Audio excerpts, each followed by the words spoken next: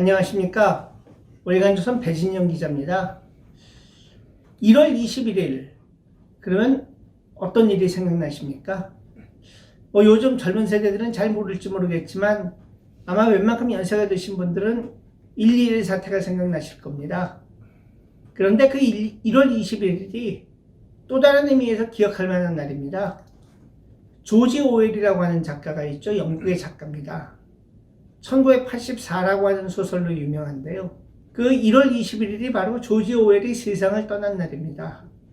1950년 1월 21일. 그러니까 금년으로 70주년이 됩니다. 그 조지 오웰 사진을 보면은 굉장히 그 주름 가득하고 우수에 차 있는 듯한 표정이어서 저는 조지 오웰이 굉장히 나이 들어서 살 만큼 살다가 세상을 떠난 작가인 줄 알았는데 만으로 47살 때 돌아가셨더라고요. 오늘은 그 조지 오웰 얘기를 좀 해보려고 합니다. 이 조지 오웰이라고 하는 작가, 저는 존경하는 마음, 거의 숭배하는 마음 없이는 그 이름을 입에 올리기 힘든 그런 작가입니다. 왜냐하면은 진실을 말하기 위해서 평생 분투를 했었고, 그 진실을 말하기 위해서는 아무것도 거리끼지 않았던 그런 사람입니다.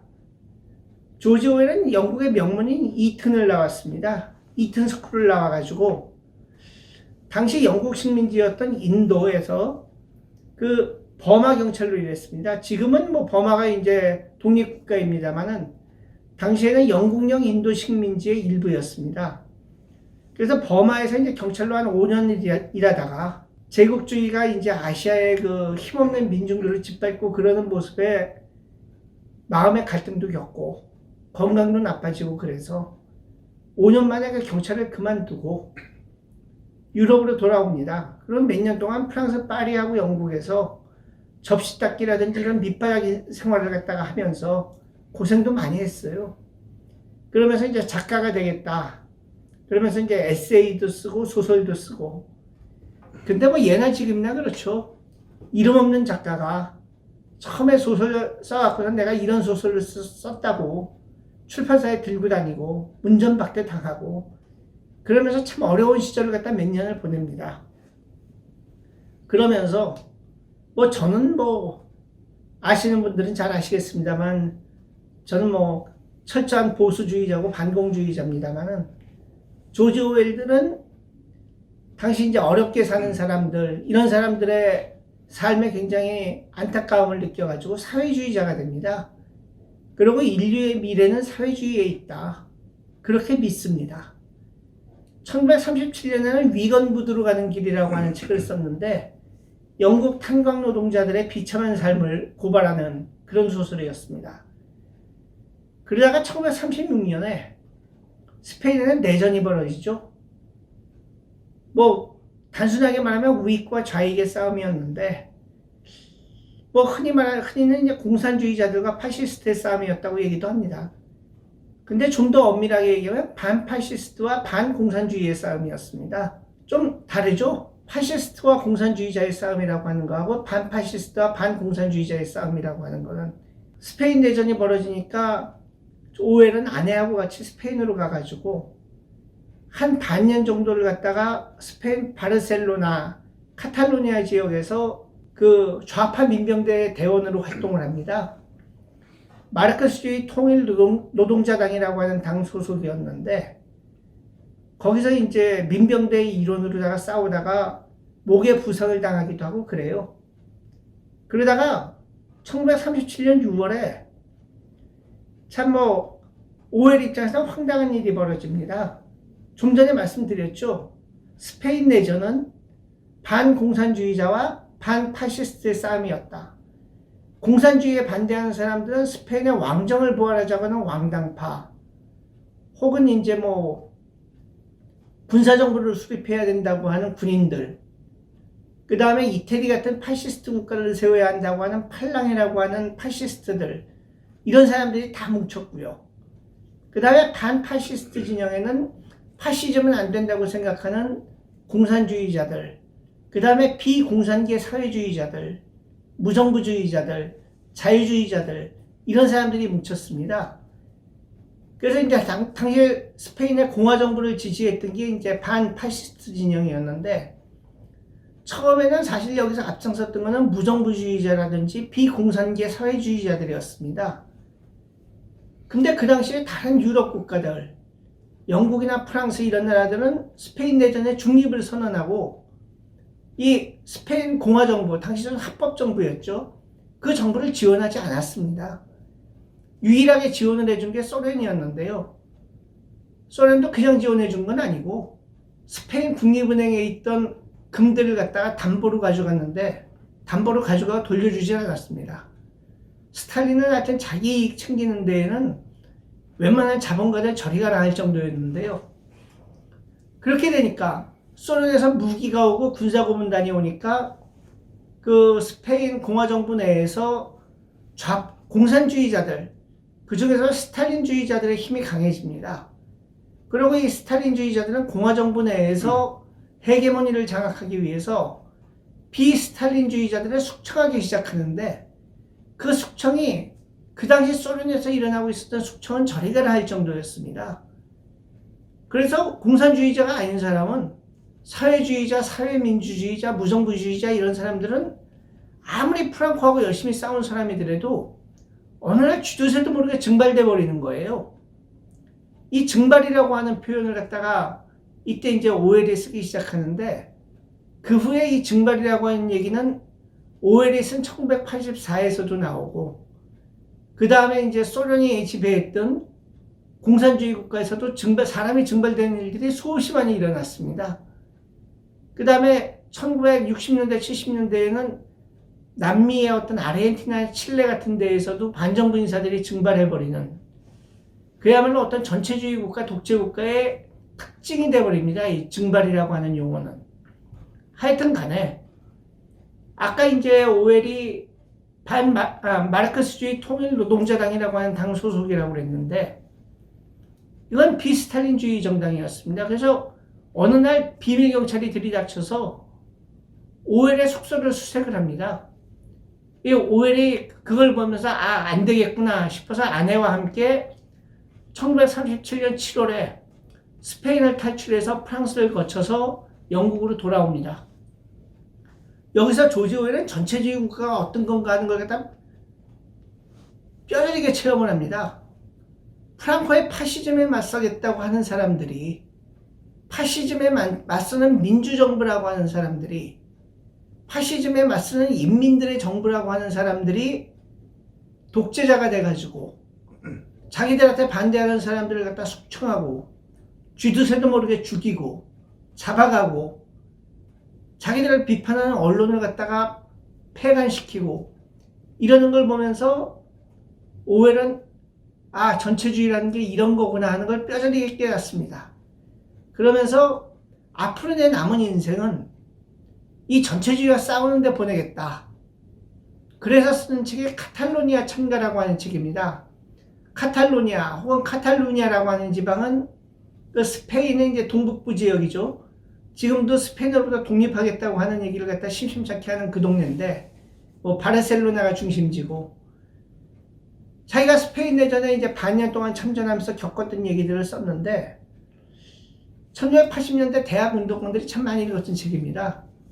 저는 운동권이 아니었는데 그 책 많이 봤습니다. 그리고 다른 결론을 내렸죠. 80년대 운동권들은 파시즘에 맞서기 위해서는 이렇게 열심히 투쟁해야 된다는 걸 배웠고, 저는 그걸 보면서 공산주의자들은 역시 개새끼다. 이놈들하고는 맞서 싸우면 이놈들하고는 죽을 때까지 싸우는 수밖에 없다. 그런 결심을 했습니다. 지금 방송 부적격 용어를 갖다가 한 것 같은데 나중에 삐처리 되겠죠. 근데 카탈루니아 찬가는 별로 안 팔렸습니다. 왜냐하면 그 당시 영국 지식인들의 사고방식이, 지금도 그렇습니다만 지식인이라는 사람들은 대개 좌파를 해야지 진보적인 것처럼 착각들을 많이 합니다. 그래서 당시 영국의 좌파 지식인들, 소위 진보적이라고 하는 지식인들은 스페인에서 프랑코하고 맞서 싸우는 민중들, 사회주의자들, 이 사람들을 찬양을 해야 되는데, 그 안에서 그런 숙청극이 벌어지고 있다는 얘기에 듣고 싶어 하지는 않았습니다. 그래서 결국은 그리고 조지 오웰에 대해서는 저는 배신자다. 파시스트의 앞잡이다. 뭐 이런 소리 하면서 결국은 이제 카탈루니아 참가는 거의 책이 팔리지 않았는데 뭐 지금 우리나라에서도 카탈루니아 참가는 몇 군데서 나와 있는 책이 있습니다. 근데 꼭 한번 읽어보시라고 권하고 싶은 책입니다. 그 조지 오웰의 1984가 유명합니다만은 그 1984는 너무 암담해요. 정말 읽기 다시 두 번 다시 읽기가 좀 싫어지는 그런 책인데 카탈루니아 참가는 현실에서 있었던 일이기 때문에 어떤 의미에서는 좀 1984보다는 좀 읽기가 낫습니다. 조지 오웰은 참 지식인이 자기 양심대로 얘기하기가 참 어려운 거죠. 그것 때문에 주위에 있던 소위 진보적 지식인이라고 하는 사람들이 많이 떠나갔습니다. 그래도 조지 오웰은 전체주의하고 싸우기 위해서는 이 한 번 바치겠다. 언젠가는 전체주의자들과의 전면적인 전쟁이 벌어진다. 그때가 되면 난 레지스탕스를 해야 될까? 그때에 대비해서 집에다가 방공호라도 파놓고 거기에다 등산이라도 갖다 놓고 지하 유인물을 갖다 찍을 준비를 지금부터 해야 되는 거 아닌가? 이런 고민을 하면서 삽니다. 그러다 제2차 세계대전이 벌어지게 되죠. 그러자 조지 오웰은 나는 영국 정부를 지지한다고 다짐을 합니다. 그때 영국 정부는 체인벌린이라고 하는 보수당 정부였는데요.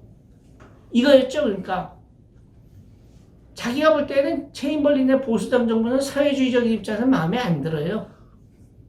하지만 전체주의 세력하고 싸우기 위해서라면은 그리고 내조국 영국을 전체주의로부터 지키기 위해서라면은 그게 설사 보수당 정부일지라도 나는 지지하겠노라. 조지 오웰은 사회주의자이기 이전에 진정한 애국자였습니다. 정말 우리나라 종북들 이런 인간들하고는 달라도 질적으로 너무 다른 분이었죠. 그 히틀러의 전체주의하고 싸우는 2차 대전이 터졌지만은 조지 오웰의 입장은 오히려 좀 난처해졌습니다. 하는 사이에 스탈린이 영국의 동맹이 돼버렸거든요. 이 스탈린그라드 전투에서 소련군이 독일군하고 맞서 싸우는 그런 모습들이 전해지면서 영국인들은 나치에 맞서서 유럽 대륙에서 홀로 영웅적인 투쟁을 벌이고 있는 러시아 사람들, 소련 사람들에 대한 응원 이런 게 커지면서 스탈린에 대해서 소련은 나쁜 얘기를 하기가 힘들어지는 거죠. 전쟁이 나면서 조지 오웰은 이제 지역방위대라고 하는 일종의 민방위대 조직에서 활동을 하고 영국 BBC에서 일종의 그 선전요원으로 활동을 했습니다. 그 당시에 이제 영국 정부에서는 소련에 대해서, 스탈린에 대해서, 공산주의에 대해서 부정적인 얘기는 하지 마라. 이런 일종의 이제 보도 지침이 내려옵니다.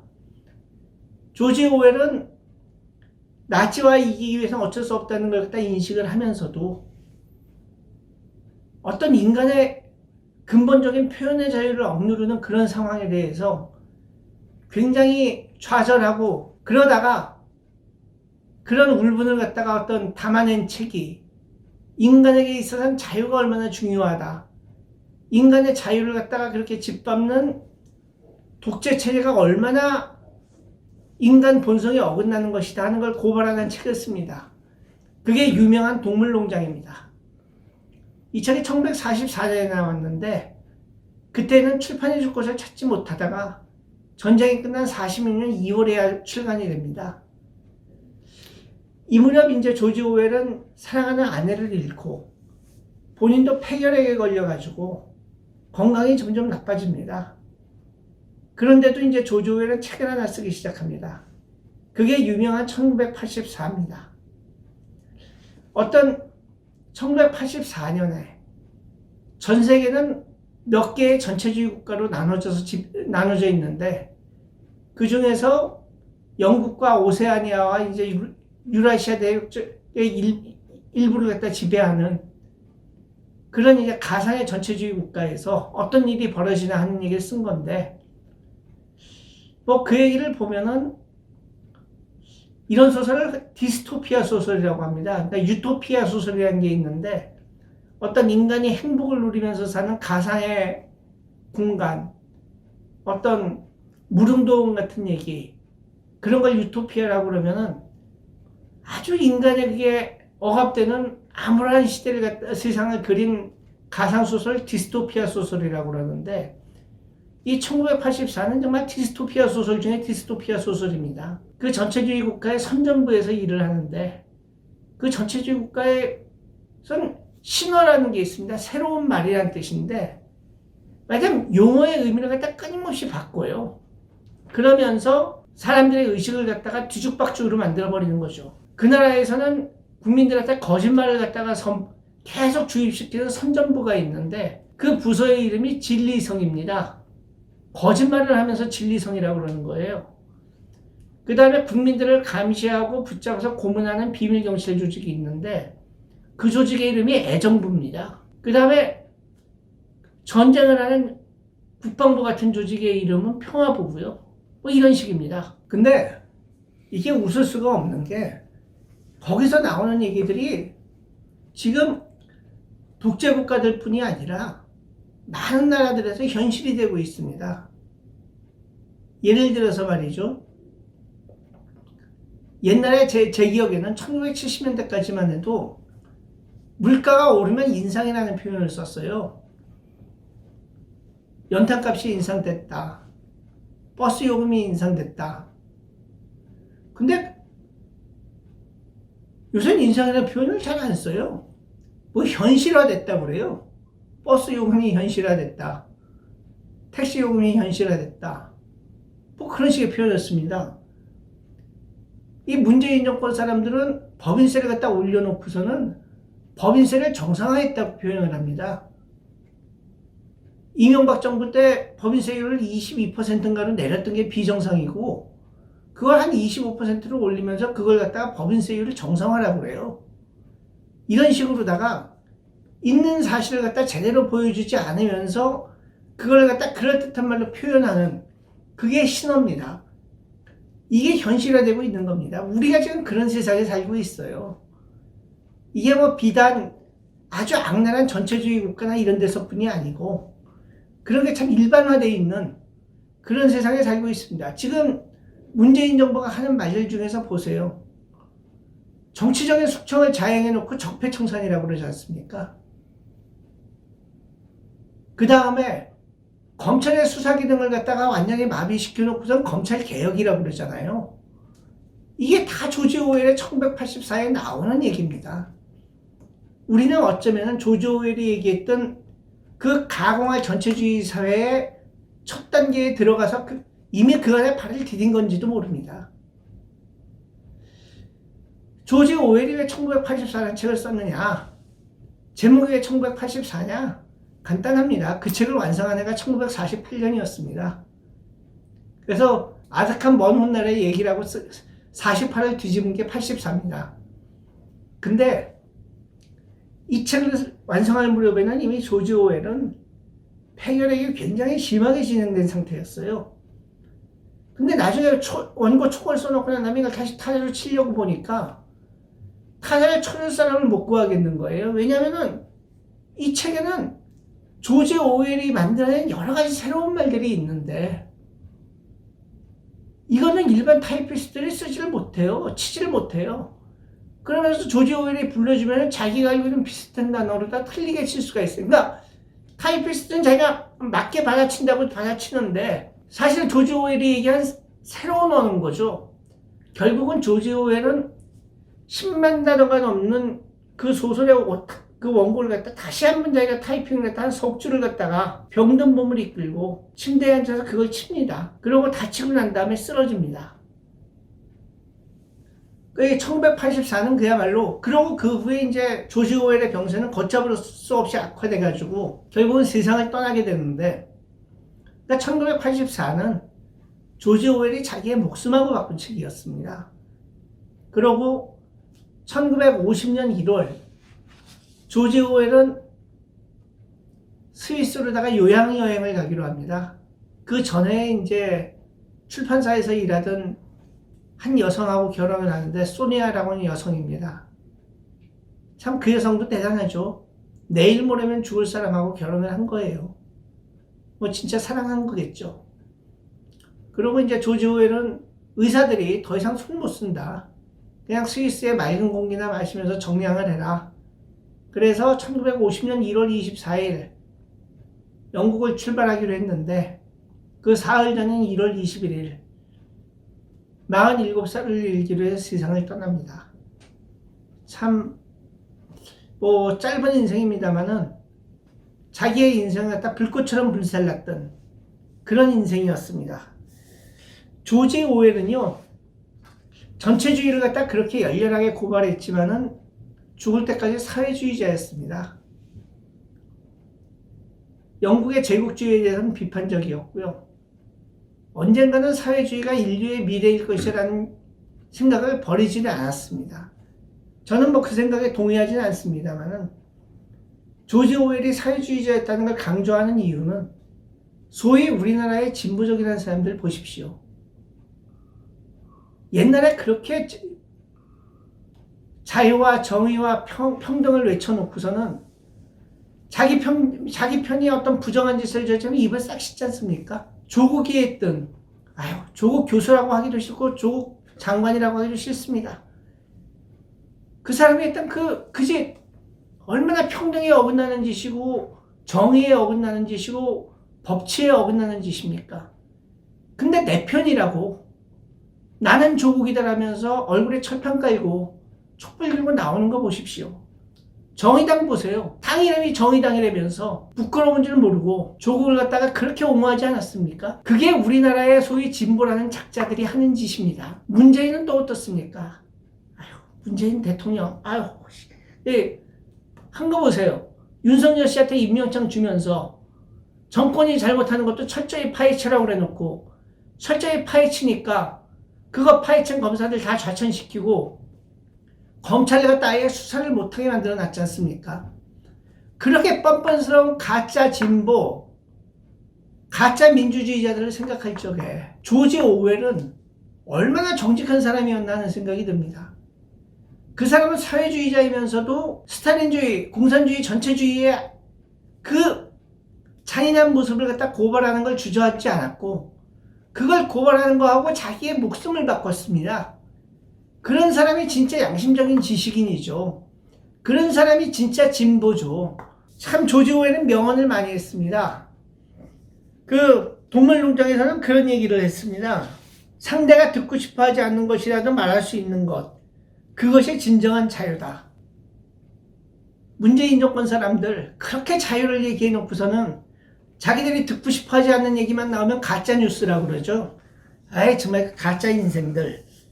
그 다음에 조지 오웰이 1984에서는 이렇게 얘기를 합니다. 과거를 지배하는 사람이 미래를 지배한다. 현재를 지배하는 사람이 과거를 지배한다. 저는 이 얘기가 참 가슴에 와닿는 게 우리나라의 현실이 딱 그래요. 1979년에 소위 386이라고 하는 세대 이상은 다 기억합니다만은 해방전후사의 인식이라는 책이 나왔죠. 그 책이 나온 다음에 역사에 대한 의식이 완전히 뒤바뀌어 버렸습니다. 그 책을 본 사람들이 헷가닥해가지고 좌파적인 인식을 갖다 주저없이 받아들인 계기가 됐는데 한마디로 해서 그거죠. 해방 전후의 역사에 대해서 왜곡된 인식을 갖게 된 사람들, 그때 그런 생각을 갖게 된 젊은이들이 운동권이 됐고 그 사람들이 지금 정권을 잡았습니다. 그리고 지금 정권을 잡은 그 사람들은 과거사위원회다, 과거사 어쩌고저쩌고 하면서 또 교과서를 갖다 왜곡을 하면서 또 이제 과거를 지배하고 있습니다. 조지 오웰이 얘기했던 과거를 지배하는 사람이 미래를 지배한다. 현재를 지배하는 사람이 과거를 지배한다는 말이 지금 한국에서는 딱 들어맞습니다. 그 조지 오웰이 한 얘기들 인터넷에 보면 여러 가지 얘기들이 많이 있습니다. 또 책도 볼 수가 있고요. 근데 제가 조지 오웰이 한 얘기 중에 제일 좋아하는 얘기는 그겁니다. 거짓이 지배하는 시대에 진실을 말하는 것은 혁명적 행위이다. 저는 이 얘기를 접했을 적에 전율이 느껴지더라고요. 지금 우리는 거짓이 지배하는 시대를 살고 있습니다.